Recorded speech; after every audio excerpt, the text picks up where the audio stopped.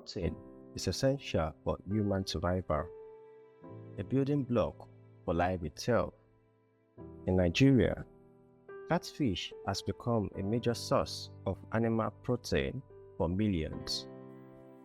It's affordable, accessible, and culturally accepted. For decades, catfish farming has sustained homes and fed families. But behind this booming market lies a reality less talked about: poor practices, high mortality, low yields, and unsustainable methods. That was the story until something changed. Before JDPC Ibadan stepped in, catfish farming in many Nigerian communities was largely informal and unstructured. Farmers relied on outdated knowledge, guessing rather than managing. Water quality was unchecked, feeding was inconsistent, and disease outbreaks were common. Many invested their savings into ponds only to be met with frustration, financial loss, and wasted effort. First off, this money we are making is not enough. We will do the business in a bid to make profit and still fail. Sometimes we might experience flood that will sweep our entire fish away. The first set of fish I raised was swept away by flood because there was no knowledge of best practices. When it was time to sell, I didn't know where to sell it. I had to go hit it myself. It was as though the end had come that period, like we had gotten to the end of time. At first, I wanted to quit when all I experienced in this business was failure. I considered quitting as I almost lost hope in the business.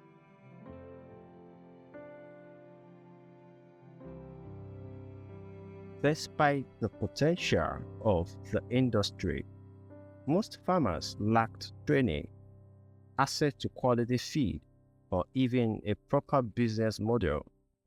The journey was tough until JDPC Ibadan brought home.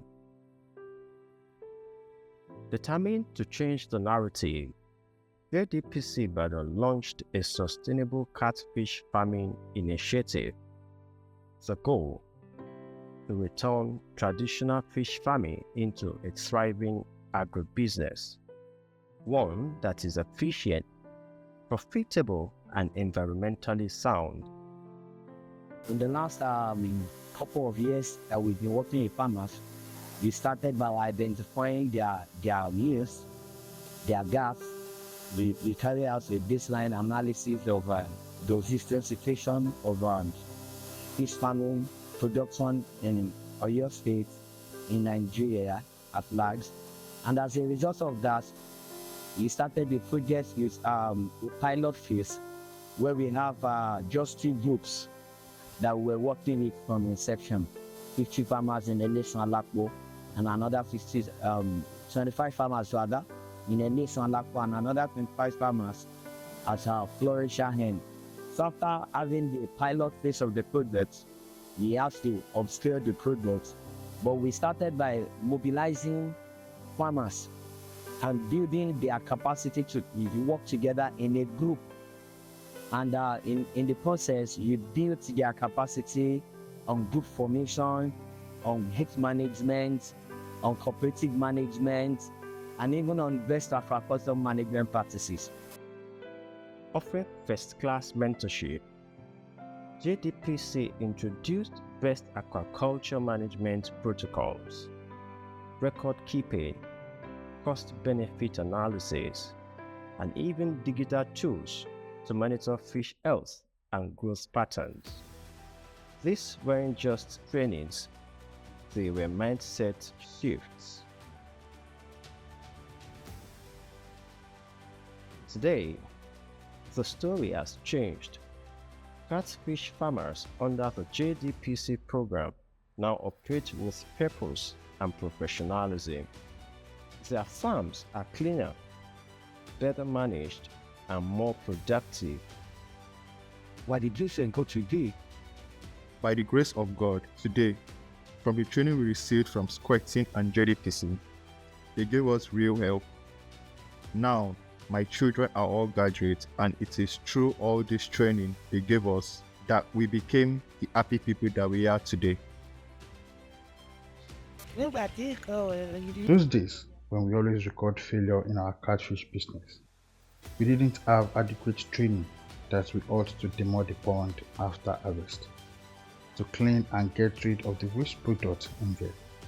Previously, we used to ignorantly have both big and small fishes in the pond at the same time for the bigger ones to prey on the smaller ones. Now, after harvest, we will demod. After that, you too can see how we pack the sand inside. Before we pour water again, we will first line it.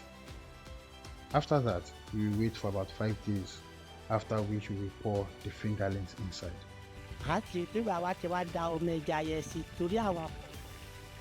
Once that is done, we will net the surface of the pond to prevent the fishes from predators. After 6 weeks, we will start doing sorting, separating the big fishes from the smaller ones into different ponds. So we now have a better understanding of what we do. If we have 500 fishes, we now know the proportion of feed to feed them with. With the support from JDPC and Squirting, we now have peace of mind. Fish farming for us is now about fun. JDPC didn't just empower individuals, they built networks. Farmers now form cooperatives, access loans, buy in bulk, and even negotiate better prices at markets. Youths who once saw farming as outdated are now embracing aquaculture as a path to dignity and income.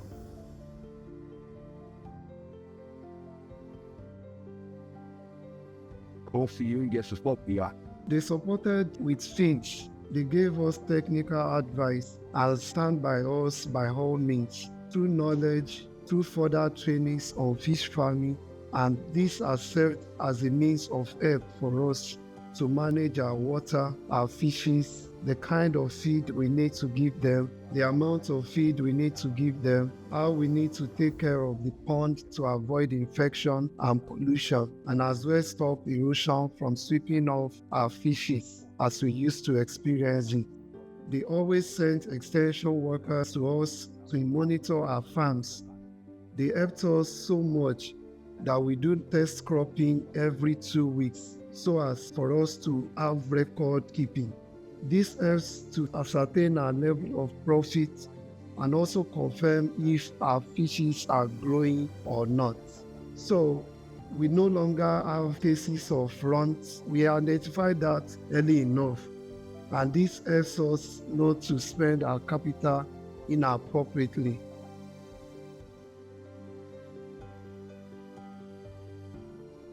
The transformation has had a ripple effect. More families now see farming as a business. Local economics are growing. Food security is improving, and at the center of it all, empowered farmers with a new sense of purpose. We want to restore dignity to the agricultural sector. So it's not about just farming, but it's about the dignity, about the humanity, about sustainability of the agricultural sector, based on the premise that this is the only sector that supports humanity.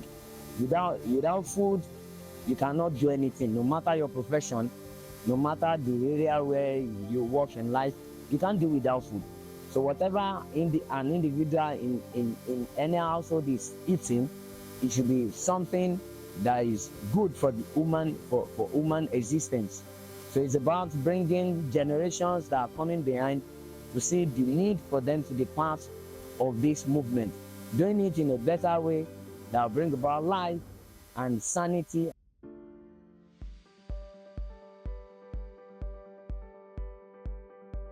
From struggle to sustainability, JDPC Ibadan has helped rewrite the story of catfish farming with the right knowledge, tools, and community support. These waters now speak of resilience, innovation, and hope. The journey continues, and the future of aquaculture in Nigeria looks brighter than ever.